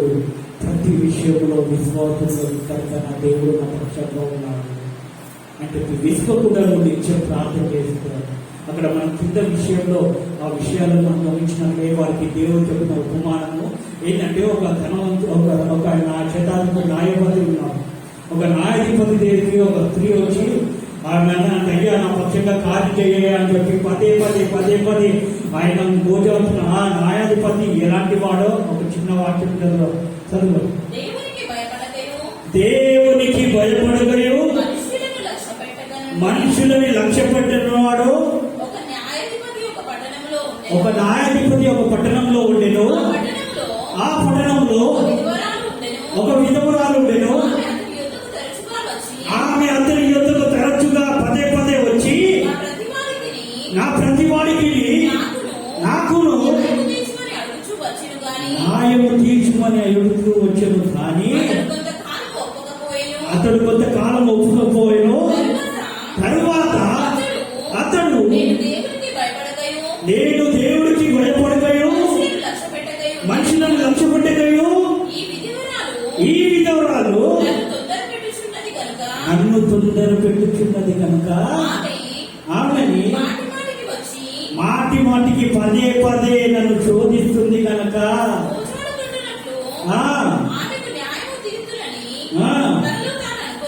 హల్లెలూయా. ఇప్పుడు కఠినమైన హృదయము, ఓడువారిన హృదయము, పనికిమాలిన హృదయము, దేవుడికి అటు మనుషులకు లోబడి లేని ఆ పనికిమాలిన రాజు హృదయాన్ని దేవుడు మార్చాడంటే హల్లెలూయా. మన జీవితంలో అసాధ్యమైన కార్యాలను దేవుడు సాధ్యపరచాడు. చెప్పాలి, సాధ్యపరుస్తాం. మన ప్రార్థనలో ఏముండదు, విసుగుదల ఉండదు, విసిగిపోవద్దు. ఇక నేను గంట ప్రార్థన చేయడం సరిపోయిందనుకో, గంట కట్టి ఇంకా గంట ఎక్కువ దేవుడితో సహవాసం కలిగి దేవుడు నీ జీవితానికి చదివేస్తాడు. హల్లెలూయా. చదవండి మొదటి దశ. ఎంత చెప్తావన్నా అనుకుంటున్నాను. చివరి రాష్ట్రపతి మొదటి దశలో రాసిన పత్రిక 5వ అధ్యాయము 17వ వచనం. మొదటి దశలో రాసిన పత్రిక 5వ అధ్యాయము 17వ వచనం.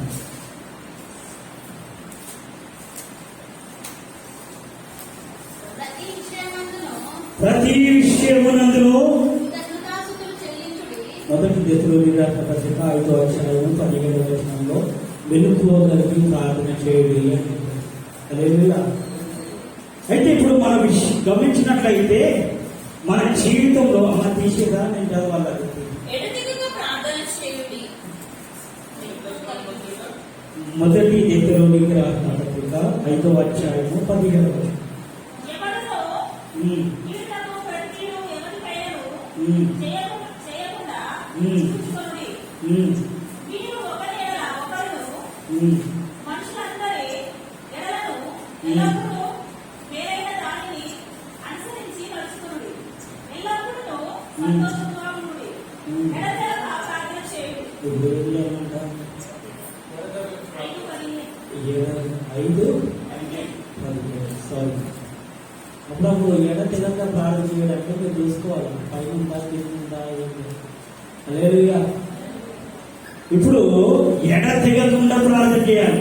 ఎన్ని పరిస్థితులు వచ్చినా కూడా మన ప్రార్థన అనేది ఆగిపోవద్దు. ఎన్ని సమస్యలు వచ్చినా కూడా ప్రార్థన అనేది ఆగిపోవద్దు. కొన్ని సమస్యలు, పోరాటాలు, ఇబ్బందులు ఎదురు రాగానే ప్రార్థన జీవితంలో చల్లారిపోతారు కొంతమంది. ఈ సమస్యలు నాకెందుకు వస్తున్నాయి, ఇక నేను ప్రార్థన చేయడం మానేస్తాను. ఈ రోగం నాకెందుకు వస్తుంది, నేను ప్రార్థన చేయడం మానేస్తాను. ఈ సమస్యలు నా కుటుంబంలో ఎందుకు వస్తున్నాయి, నేను ప్రార్థన చేయడం మానేస్తాను. ప్రార్థన చేయడం మానకండి. ఎడతెగకుండా ప్రార్థన చేయండి. ఎడతెగకుండా ఆయన సన్నిధిలో కనిపెట్టండి. ఎడతెగకుండా ఆయన సన్నిధిలో పోరాడండి. దేవుడు నీ కుటుంబంలో, నీ జీవితంలో నువ్వు చేస్తున్న ప్రతి ప్రార్థనకు దేవుడు సమాధానాన్ని దయచేస్తాడు. ఆమేన్. హల్లెలూయా. కొద్ది మాటలను ప్రభు మన వీటిలో దీవించిన గాక.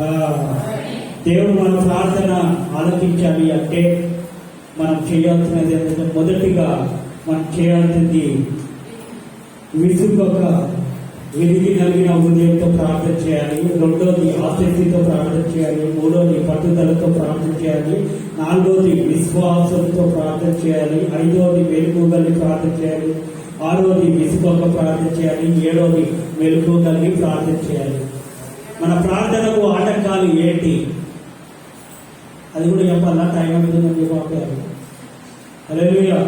మన ప్రార్థనకు ఆటంకాలు ఏంటంటే, మొదటిగా మన పాపము, రెండోదిగా మన అవిశ్వాసము, మూడోదిగా మన గర్వము, నాలుగోదిగా మన విస్తారమైన పనులు, ఐదోదిగా మన స్వార్థం. ప్రార్థనలకు ఆటంకాలు ఏదో చెప్పాను. ఎలా ప్రార్థన చేస్తే దేవుడు ప్రార్థన ఆలకిస్తారో చెప్పాను.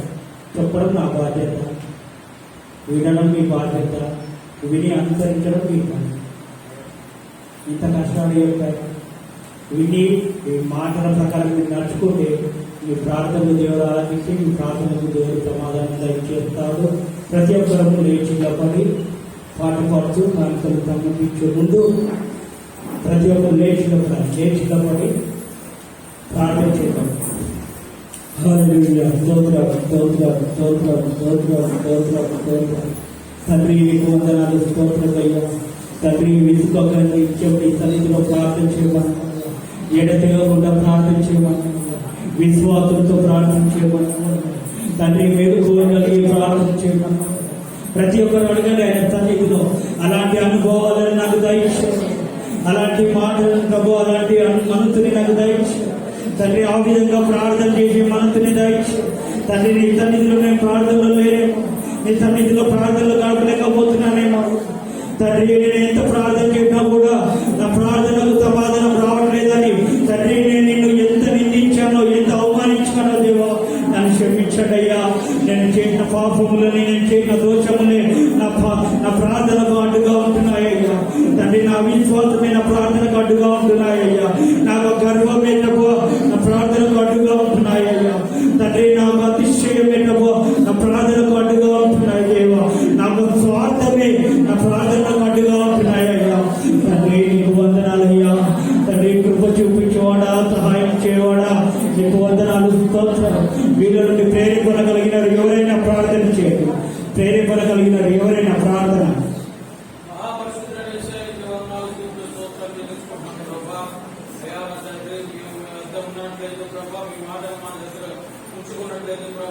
ఈ రోజున ప్రభు ఈ మధ్యాహ్నం సమయంలో మీరు మాట్లాడుతున్నాను. అయ్యా ప్రభా, ఇదిగో నా ప్రభా, పాపులము, అయోగ్యము, ప్రభా మేము అయ్యా నా తండ్రి విచంతలో కూడిన తండ్రి మేము ప్రభావ మీ మాటలు వినడానికి అయ్యా నా తండ్రి నాయన ప్రభావ ఈ రీతిగా చేసిన విధానం బట్టి ఎక్కడ చూడాలి తెలుసుకుంటున్నాం తండ్రి నాయన. అయ్యా ప్రభావ నా తండ్రి ఇదిగో ప్రభావ అయ్యా మేము నా తండ్రి నాయన గర్భిష్ఠులమై ప్రభావ నా తండ్రి నాయన అయ్యా నా తండ్రి నాయన ప్రభావ అయ్యా మేము ప్రార్థించుకున్న తండ్రి ఎడతగ్గ ప్రార్థించుకున్న తండ్రి గర్వంతోనూ ప్రభావ పాపంతోనూ అపరాధంతోనూ నా తండ్రి నాయన ఈ ప్రీతిగా చేరున్నామేమో ప్రభావ ఒకసారి మమ్మల్ని జ్ఞాపకం చేసుకోవాలి ప్రభావ. ఒకసారి మమ్మల్ని జ్ఞాపకం చేసుకున్న తండ్రి నాయన మంచి మనసుతో ప్రభావ ఆసక్తి గల ప్రభావ ఆసక్తి హృదయంతో నా తండ్రి నాయన మిమ్మల్ని ప్రార్థించే వారు ఉండడానికి సహాయం చేసి ప్రభావ. అయ్యా మిమ్మల్ని ఆసక్తి గల ప్రభావ ప్రార్థించి విశ్వాసంతో ప్రార్థించి అయ్యా తండ్రి ప్రభావ విరిగి నలుగురు హృదయంతో ప్రార్థిస్తే నా తండ్రి నాయన అయ్యా గర్వం లేకుండా ప్రార్థిస్తే ప్రభా ఎడతగక ప్రార్థిస్తే నా తండ్రి నాయన అయ్యా మా ప్రార్థన ఆలకిస్తానని ప్రభా నా తండ్రి నాయన సేవకుడితో మీరు మాట్లాడిన మాటలను బట్టి లెక్కలేని వందనాలు స్తుతుల స్తోత్రాలు తెలుసుకుంటున్నాను తండ్రి. అట్టి కృప మా అందరికీ దయచేయండి ప్రభా. అట్టి గర్వం లేకుండా నా తండ్రి నాయన అయ్యా విస్తారమైన పనులు లేకుండా నా తండ్రి నాయన మీ సన్నిధిని విడిచిపెట్టిన తండ్రి నాయన తిరుగుతున్నాం మేము యేసయ్యా. అయ్యా ఇలా ప్రభా తండ్రి ఈ సన్నిధిలో ప్రభా ఈ మధ్యాహ్న కాల సమయంలో నా తండ్రి నాయన మాతో మీరు సూటిగా మాట్లాడిన మాటలను బట్టి నీకు లెక్కలేని వందనాలు స్తుతుల స్తోత్రాలు తెలుసుకుంటున్నాను తండ్రి. అయ్యా మేము ఆశీర్వదింపబడలేకపోతున్నామంటే కారణాలు ఏంటో ప్రభా మీరు ప్రభా నా తండ్రి నాయన సూటిగా మాతో మాట్లాడారు ప్రభా. అటువంటి గర్వం లేకుండా ప్రభా అటువంటి విస్తారమైన పనులు లేకుండా నా తండ్రి నాయన ఎదుటి వారిని నా తండ్రి ప్రేమించే వారి ఉండటానికి ప్రభా అటువంటి కోపంతో ఉండటానికి ప్రభా దేని మనసుకులే ప్రార్థించే వారిగా నా తండ్రి నాయన పెరిగి నలుగురు హృదయంతో ప్రార్థించే వారిగా నా తండ్రి నాయన ఆసక్తికరమైన ప్రార్థనతో ఉండేటట్టుగా ప్రభా ఎడతగ్గ ప్రార్థించేవారుగా ముమ్మారుగా ప్రార్థించేవారుగా నా తండ్రి నాయన ఉండడానికి సహాయం చేయండి ప్రభా. ప్రతి బిడ్డ పేరు జ్ఞాపకం చేసుకోండి ప్రభా. అయ్యా నా తండ్రి ప్రభా నా తండ్రి అయ్యా ప్రభా ఒక్కసారి జ్ఞాపకం చేసుకోండి ప్రభా. ప్రతి బిడ్డని జ్ఞాపకం చేసుకోండి ప్రభా. ఈ రోజు నుంచి అయినా నా తండ్రి నాయన ఈ క్షణం నుంచి అయినా తండ్రి నాయన మీ మాటలు మేము చేతబట్టుకుని కొరకు తండ్రి నాయన అయ్యా మిమ్మల్ని ప్రార్థించే వారే ఉంటాం నా తండ్రి నాయన విడిచిపెట్టే వారే ఉన్నాం నా తండ్రి నాయన ఎడతగ్గ ప్రార్థించే వారే ఉంటాం ప్రభా. మమ్మల్ని జ్ఞాపకం చేసుకోండి ప్రభా. అయ్యా మిమ్మల్ని ప్రార్థిస్తే నా తండ్రి నాయన ఏ మేలులు అయితే ఏ దీవెనలు అయితే ఏ ప్రవణత జరుగుతాయో తండ్రి నాయన మీరు సూటిగా మాట్లాడారు తండ్రి. ఒక్కసారి మమ్మల్ని జ్ఞాపకం చేసుకోండి ప్రభా. ప్రార్థన యేసునితో సంభాషణ యేసునితో సహవాసము ప్రభా తండ్రి నాయన అటువంటి ప్రార్థన ప్రభా మమ్మల్ని కలిగి ఉండడానికి మా ప్రార్థన ఆలకించే దేవుడిగా ఉండడానికి కూడా సహాయం చేయండి ప్రభా. అయ్యా మరొకటిగా వినేవాడిగా ఉండడానికి సహాయం చేయండి ప్రభా. అలాంటి వినేవాడిగా ఉండాలంటే నా తండ్రి నాయన మేము ఏ ఉద్దేశంతో ఏ ఆలోచనతో ఏ విధంగా మసులు కావాలన్న తండ్రి నాయన ఈ మధ్యాహ్న కాల సమయంలో నేర్పారు కాబట్టి అటువంటి ప్రభు మాటలు మేము చేతపుచ్చుకోలేదు తండ్రి. హృదయంలో ప్రభు బదిలిపరుచుకోలేదు తండ్రి నాయన అయ్యా మేము ప్రార్థించే వారు ఉండడానికి సహాయం చేయమని ఆడినంత వరకు మీరు నడిపించారు. గొప్ప ప్రభు అద్భుతమైన ప్రభు తండ్రి నాయన ప్రభు సేవకులు శిలుచోటు మరుగుపరుచుకున్న తండ్రి నాయన అయ్యా తండ్రి నాయన ప్రభు అమూల్యమైన మాటలు మాకు ప్రభు తండ్రి బయలుపరిచినందుకు ప్రభు ఎక్కడైనా ఇప్పటి వరకు ఉన్న తండ్రి నాయన అటువంటి గర్విష్ఠులుగా ఉన్నామేమో ప్రార్థించుగా ఉన్నామేమో అందుకే మా ఆశీర్వాదాలు పొందుకోలేకపోతున్నామేమో ఇప్పుడైనా కళ్ళు తెలుసుకున్న తండ్రి నాయన మీ ప్రభు తండ్రి మిమ్మల్ని ప్రార్థిస్తే మీరు హృదయంతో ప్రార్థిస్తే మంచి మనతో ప్రార్థిస్తే మన గొప్ప ఆశీర్వాదం పొందుతాయని ప్రభా ఈ ప్రీతిగా బయలుపరిచినందుకు ప్రభా నీకే లెక్క వందనాలు తెలుసుకుంటూ జరగబోయే కార్యక్రమంలో మీరు కూడా ఏమంటే చూపు కార్యం చేయండి. విషయానికి వందనాలు చెల్లించుకుంటూ అంత మహిమ ప్రభావాన్ని మీరే పొందుకోమని యేసు పరిశుద్ధ నామమున బట్టి స్తుతించి బ్రతకాలి ప్రార్థన వేడుకొంచున్నాం మా పరమ తండ్రి. హల్లెలూయా. స్తోత్రం స్తోత్రం స్తోత్రం స్తోత్రం. మహోన్నతుల గుర్తించిన ప్రతి ఒక్క విధులను జీవించండి, ఆశీర్వదించండి, వారి అవసరం తీర్చండి. తల్లి దర్శించాలంటూ ప్రభావం ప్రతి ఒక్క బిడ్డని కూడా ప్రేమ జీవించి ఆశీర్వదించేయండి. మరి ముఖ్యంగా విన్న వాక్యాంతరంగా తండ్రి మా ప్రార్థనము సమాధానము రాలేదు అంటే ఏంటో కారణాలు ప్రభావం మీరు చెప్పారు. అదేవిధంగా ఏ విధంగా ప్రార్థన చేస్తే నువ్వు మా ప్రార్థన ఆలకిస్తావో ఆ విషయాలు కూడా మీరు బయలుపరిచిన విధానం బట్టి పొందనాలు. ప్రతి విన్న వాక్యాంతరంలో ప్రతి ఒక్కరు నా చుట్టూ సహాయం చేయండి, నీ సన్నిధిలో ప్రార్థించడానికి సహాయం చేయండి. ప్రతి ఒక్క బిడ్డని మీరు దీవించండి, మా పరిస్థితిని ఆశీర్వదించండి. తండ్రి వచ్చినప్పుడు ఇక్కడ ప్రతి ఒక్క బిడ్డని ఈ పరిష్టమైన అంతర్గతిని ఆశీర్వదించాను. నీ నామంలో ఆశీర్వదించబడను కాక, నీ నామంలో దీవించబడను కాక, నీ నామంలో వదిలిపోవడం కాక, క్షేమాన్ని ఆశీర్వాదాన్ని ఆరోగ్యాన్ని నిక్షేపం నీ సన్నిధిలో నుండి పొందుకోవడం కాక. తండ్రి మీరే కృప చూపించి సహాయం చేస్తున్న మార్గంలో నీ కృపాన్ని తల్లి తొలగించమని నజరేయుడైన యేసు నామములో మనకు నెరవేర్చుకున్నాను తండ్రి. మన తండ్రి అయిన దేవుని ప్రేమ, కుమారుడైన యేసుక్రీస్తు కృప, పరిశుద్ధాత్మ దేవుని సన్నిధి సహవాసం ఇప్పుడు పరిశుద్ధము మనకు ప్రభు రాత్రి పర్యంతం సదాకాలము తొలగించుగాక. యేసు రక్తమే